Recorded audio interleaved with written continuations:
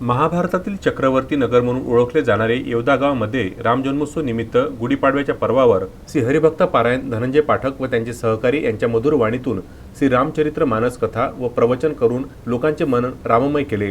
राम जन्मोत्सव साजरा करून महाप्रसादाचे आयोजन करण्यात आले होते। दुसऱ्या दिवशी येवदा नगरीतून दिंडीच्या गजरात रथ काढून श्रीरामाच्या घोषणांनी येवदा नगरी दुमदुमून गेली होती। रथावर राम लक्ष्मण सीता बजरंगबलीच्या वेशभूषामध्ये, भुला हिरुळकर आणि शंकरीच्या वेशभूषेमध्ये प्रज्वल हाडोळे व सहकाऱ्यांनी लोकांचे लक्ष वेधून घेतले होते। गावामधून रथ काढून आठवडी बाजारामध्ये ताटकावत तसेच रावणाची प्रतिमा तयार करून त्या प्रतिमेला अग्निदहन देऊन नंतर फटाक्याची आतिषबाजी केली जाते। ही आतिषबाजी पाहण्याकरिता पंचक्रोशीतील लोक मोठ्या संख्येने उपस्थित राहतात। कायदा व सुव्यवस्था अबाधित राहण्यासाठी ठाणेदार आशिष चेसरे, दुय्यम ठाणेदार वसंत शिंदे यांच्या मार्गदर्शनात पोलीस कर्मचारी अमरावती येथील राखीव दल तैनात करण्यात आले होते।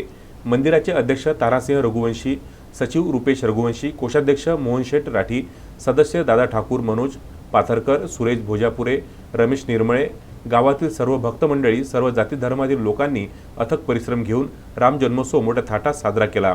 यावेळी मंदिराचे अध्यक्ष तारासिंह रघुवंशी यांनी सर्वांचे आभार मानले।